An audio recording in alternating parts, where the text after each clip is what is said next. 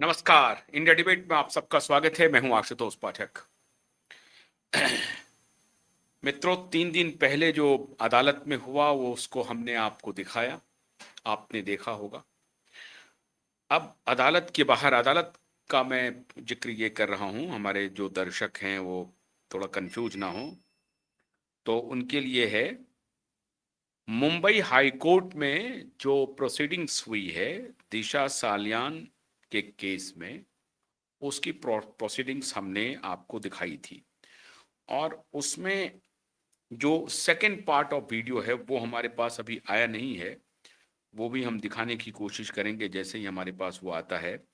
लेकिन इस बीच एडवोकेट अभिषेक मिश्रा ने, जो नीलेश ओझा की टीम के ही हैं, उन्होंने एक खत लिखा है, लेटर भेजा है, और उसके बाद से पूरा बवाल मचा हुआ है। वो लेटर है, इन्होंने भेजा है to the learned chief public prosecutor Mumbai high court और the police inspector investigating officer Malvani police station Mumbai. मैं कुछ पैरा मैं आपको पढ़ के सुना रहा हूं, बल्कि स्क्रीन से ही मैं पढ़ के सुनाता हूं, जो थोड़ा आपको, हाँ, ये बहुत इम्पोर्टेंट है। हाँ, sir and madam, I am representing the petitioners in the above proceedings. During the hearing held on 3/08/2026, the Honorable Division Bench was pleased to specifically record the grievance of my client that the necessary documents, including both the accidental death report ADR and entire material collected during the so-called ADR inquiries, have not been furnished to the petitioner despite repeated requests and despite the binding furnished to the petitioner despite repeated request and despite the binding precedents, which mandating the police officer to provide the copy of the of report to the family members of the deceased. The honourable high court, कुछ ही para मैं पढ़ के सुना रहा हूं जिसके बाद आपको थोड़ी सी तसल्ली हो जाएगी कि ये खेल अभी क्या चल रहा है। The honourable high court directed the petitioners council to serve a comprehensive list of documents, records, and materials required for the investigating agency with an expectation that the same would be furnished and examined, exchanged with the learned chief public prosecutor before the next date of hearing. The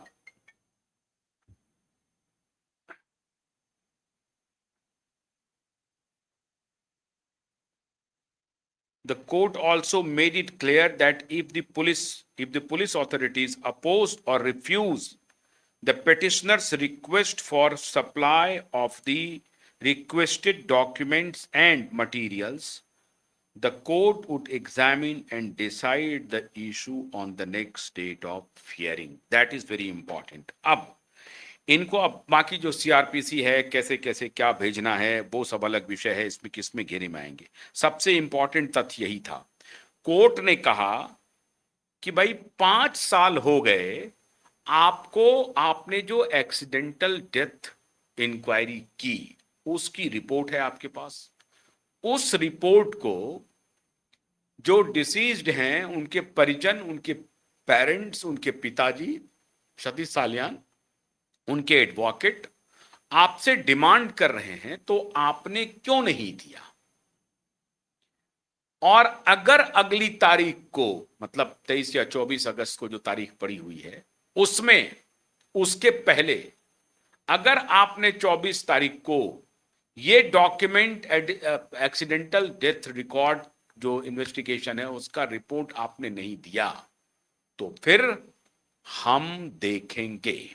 अब इस आलोक में जो ये पत्र भेजा गया है, उस पत्र में डायरेक्ट कहा गया है कि 3 दिन के अंदर, जब ये पत्र आपको रिसीव हो जाए, और रिसीविंग हो गई, ये स्पीड पोस्ट से भेज दिया गया है, पब्लिक प्रोसिक्यूटर को भी भेजा गया है, और मलबानी पुलिस स्टेशन के इंस्पेक्टर को भी भेजा गया है, इन्वेस्टिगेटिंग ऑफिसर है उनको भी भेजा गया है। 3 दिन के अंदर अगर एडीआर एक्सीडेंटल डेथ रिपोर्ट आपने नीलेश ओझा को नहीं सौंपा, सतीश आलियान को नहीं सौंपा, और उसकी एक कॉपी पब्लिक प्रोसिक्यूटर के पास भी होनी चाहिए, पब्लिक प्रोसिक्यूटर तो मांगेगा ही मांगेगा। और अंदर की बात बताते हैं कि जिस समय ये हियरिंग 3 तारीख को खत्म हुई, तो हियरिंग के फौरन बाद 8 तारीख को खत्म, 3 तारीख को, हाँ जो भी लास्ट डेट में जो हियरिंग थी, जैसे ही 3 अगस्त को ही थी, जैसे ही वो हियरिंग खत्म हुई, उसके बाद बाहर आकर के हमारे रिपोर्टर ने जो हमें सूचना दी वो ये थी कि पब्लिक प्रोसिक्यूटर जो थे वो पुलिस वाले को कहने लगे कि भाई अब मैं आगे कुछ नहीं कर पाऊंगा, तुम लोग हमारी भद पिटवा रहे हो। नीलेश ओझा जी ने सबके सामने में कोर्ट में कहा कि एडीआर की जो रिपोर्ट है वो रिपोर्ट गायब कर दिया गया है, वो है ही नहीं रिपोर्ट, वो कहां है वो पता ही नहीं है। पोस्टमार्टम जो रिपोर्ट है वो पोस्टमार्टम रिपोर्ट भी फर्जी है। और जो एक्सीडेंटल डेथ रिपोर्ट का क्यों इन्होंने कहा, इसका जिक्र उन्होंने किया था कि जब सीन रिक्रिएशन हुआ तो सीन रिक्रिएशन का भी रिपोर्ट है मलबानी पुलिस स्टेशन के पास। सीन रिक्रिएशन हुआ जिस पर नीलेश ओझा जी ने कहा कि देखिए वहां पर टेलीविजन के मीडिया थे और 1-2 टेलीविजन का उन्होंने नाम लिया, तो जज महोदया ने कहा कि आप टेलीविजन चैनल का या एंकर का नाम न लीजिए, आप सक्षम है, आप मुझे कन्विंस कीजिए, मुझे आपके ऊपर भरोसा है। तो नीलेश ओझा जी ने कहा कि सीन रिक्रिएशन हुआ वहां पे, उसकी रिपोर्ट है, और वो रिपोर्ट ऐसी रिपोर्ट है जो कि जहां पे बॉडी मिली थी वहां तो वो है ही नहीं। मतलब दिशा सालियान के हाइट वेट के पुतले को जब ऊपर से नीचे फेंका गया तो जो बाउंड्री वॉल है सोसाइटी का वो लगभग 10 फीट चौड़ा है, उसके बीच में मतलब बिल्डिंग और बाउंड्री वॉल के बीच में 10 फीट है, और उसके बाहर 10 फीट मतलब 20 फीट जाकर के दिशा की बॉडी मिली थी। वो रिकॉर्ड पे है, पुलिस के रिकॉर्ड पे है।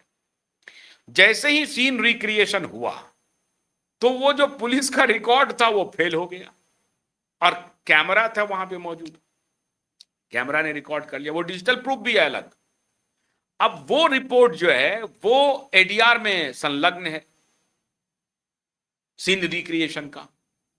भाई सीन रिक्रिएशन के रिपोर्ट में कैसे होगा, कौन कौन पुलिस वाले गए, कितने बजे गए, कहां कहां गए, सीढ़ियों से गए, लिफ्ट से गए, 14वें माले पर या 12वें माले पर कहां गए, फिर कौन अंदर गया, फिर वो जो वेट बनाया गया था उसका डिस्क्रिप्शन रहेगा कि भाई दिशा का हाइट वेट क्या था।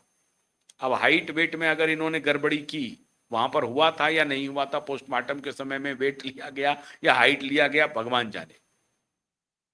लेकिन अगर दिशा के हाइट वेट के हिसाब से या उनका जो फोटोग्राफ है, उनका जो तस्वीर है उसके हिसाब से कैलकुलेट करके कि भाई इस कद काठी के पर्सनालिटी का क्या हाइट और वेट होगा,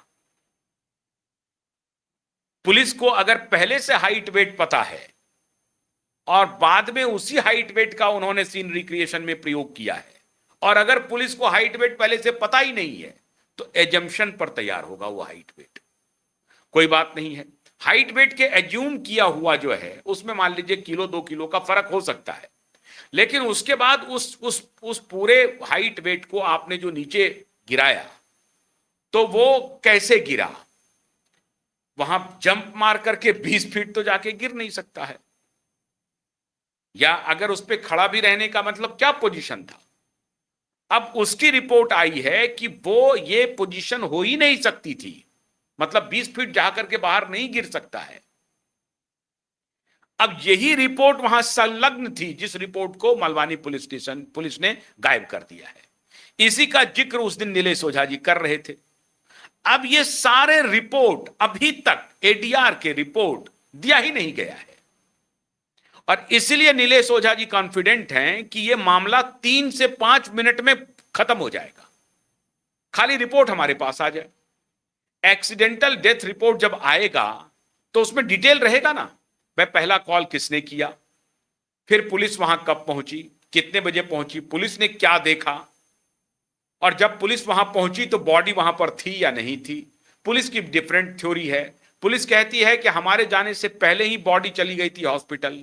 तो बॉडी हॉस्पिटल कौन लेके गया, कितने लोग थे वहां पे, उसका कोई वीडियो है या नहीं है, रास्ते का वीडियो है कि नहीं है, किस रास्ते से लेके गया बॉडी को, किस किस ने गाड़ी में बिठाया, वो कौन कौन शख्स था, वो कौन कौन व्यक्ति था, ये पता चलेगा कि भाई कौन व्यक्ति था वहां पे जो पुलिस के जाने के पहले बॉडी को उठा, तब तक वो डेड है या नहीं है ये तो डॉक्टर डिक्लेयर करेगा, क्योंकि वो हॉस्पिटल रश किया है ना। हॉस्पिटल क्यों रश किया, मतलब बचाने के लिए रश किया, पोस्टमार्टम कराने के लिए रश नहीं किया हॉस्पिटल। अगर पुलिस के आने के पहले बॉडी हॉस्पिटल पहुंच गई है तो वो रश क्यों था, वो रश इसलिए था कि उनके मित्र जो भी दोस्त हैं वहां पे, श्रीमान रोहन राय, उनको लग रहा होगा कि भाई हम इस बॉडी को जो है हम वहां पर पहले ट्रीटमेंट होगा, दिशा की ट्रीटमेंट होगी, बचने लायक होगी तो बच जाएगी, पहले तो ये बात होगी ना साहब। तभी तो पुलिस जो जो स्पॉट है उस पर नहीं पहुंची, पुलिस पहुंच गई हॉस्पिटल।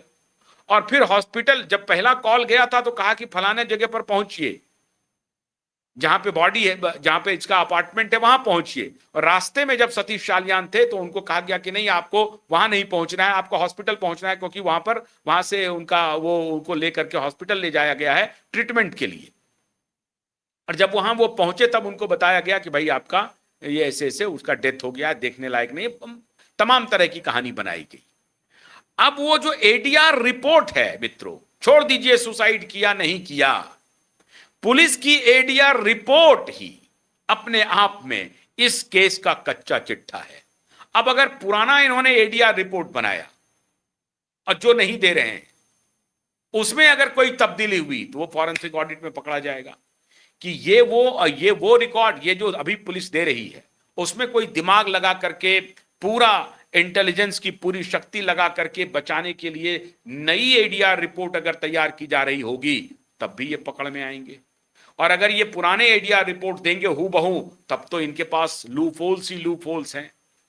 कौन कौन थे, कहां कहां गए, क्या क्या हुआ, कितना स्टेप चढ़े, लिफ्ट से गए नहीं गए, लाइट थी नहीं थी, फिर वहां से कैमरा था, पुलिस जो गई है, पुलिस की जिप्सी जो गई है वो किस किस कैमरे में कैद हुई है, कौन पुलिस वाला गया है ये बताइए। इन्वेस्टिगेशन हुआ है, रोहन राय का डिजिटल प्रूफ है, रोहन राय ने कैमरे पर आकर के न्यूज लॉन्ड्री, प्रायोजित न्यूज लॉन्ड्री को इंटरव्यू दिया है 2022 में। इसको लगा कि अब तो केस शांत हो गया, अब सब कुछ खत्म हो गया, अब आ जाते हैं पर्दे के बाहर। फिर इसने अपनी दूसरी प्रेमिका पकड़ ली, दूसरी प्रेमिका के साथ इसने शादी भी रचा ली, शादी भी हो गई। प्रेमिका को बोल दिया होगा कि अब कोई मामला, अब कुछ नहीं है, अब हमारे फंसने का मामला नहीं है। रोहन रॉय 7 समंदर। और मैं आपको एक और बात बताऊं, अभी मैंने कल मुंबई में किसी को किया जो लगातार ये कह रहा था कि ये जो है रोहन राय बड़ा निर्दोष है, और उसके बाद से वो लोग सब फरार है। अब मुझे ज्यादा बड़ा इन्वेस्टिगेशन करना पड़ेगा ऐसा लग रहा है। बहुत सारे इस कार्टेल में मौजूद हैं लोग, बहुत सारे। लगता है कि उस सबका इन्वेस्टिगेशन करना अब जरूरी हो गया है। इसका डिटेल में बाद में दूंगा।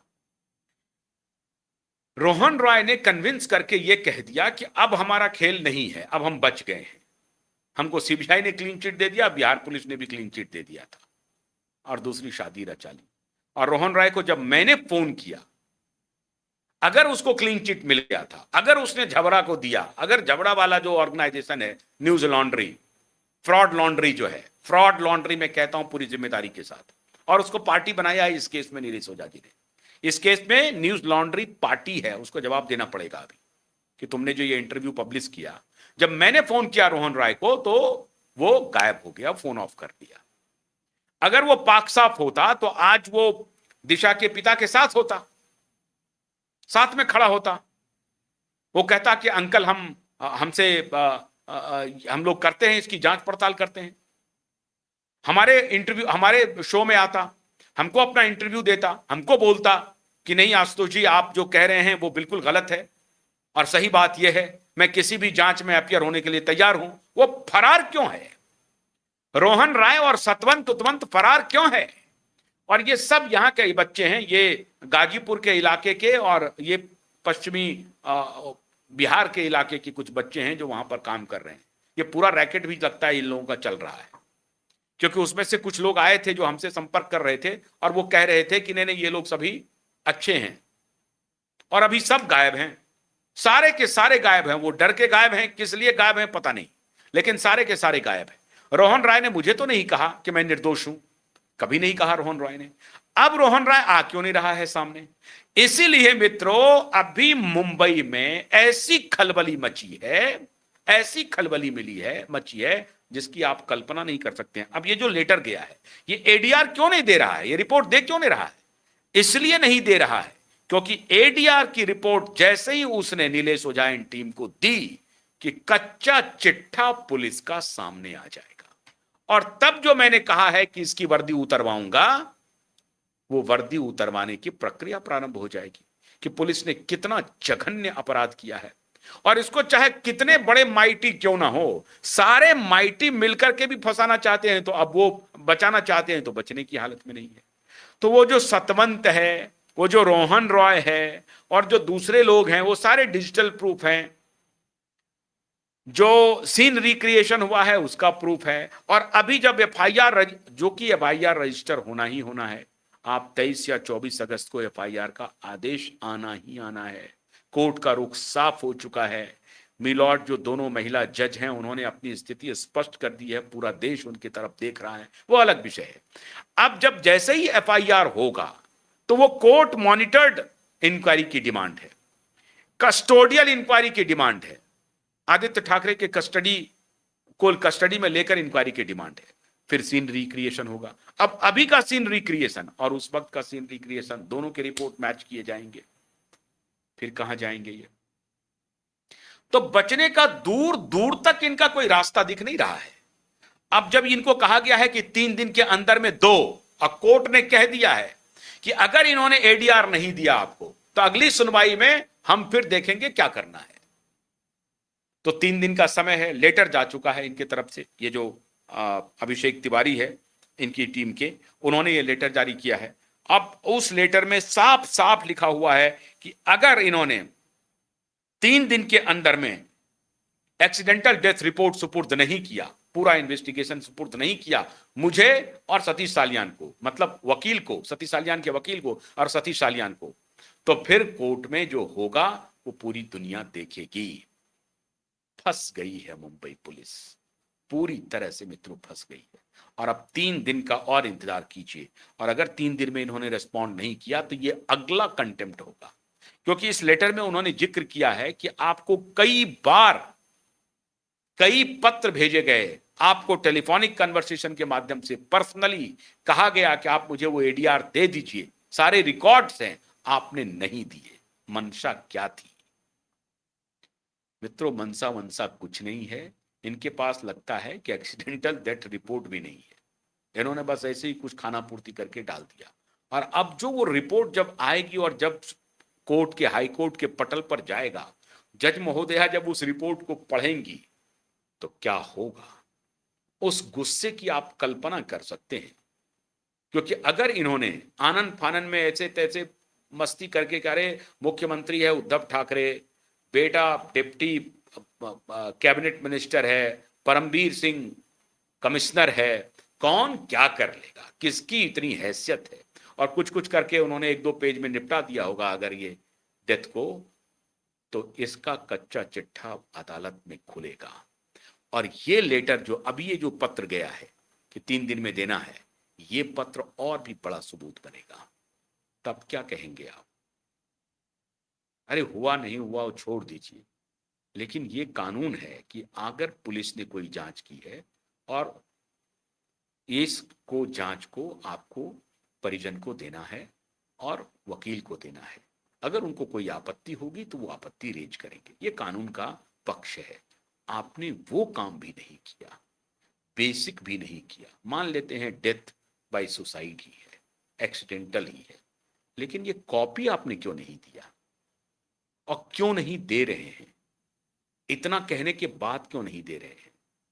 मुंबई पुलिस, परमबीर सिंह, मैं आज फिर कह रहा हूं, परमबीर सिंह, आप तो इस्तीफा दे चुके हैं, लेकिन आपको इस केस में 20 साल के बाद भी घसीटूंगा, इस केस में घसीटूंगा। परमबीर सिंह, जिम्मेदारी से नहीं भाग सकते परमबीर सिंह।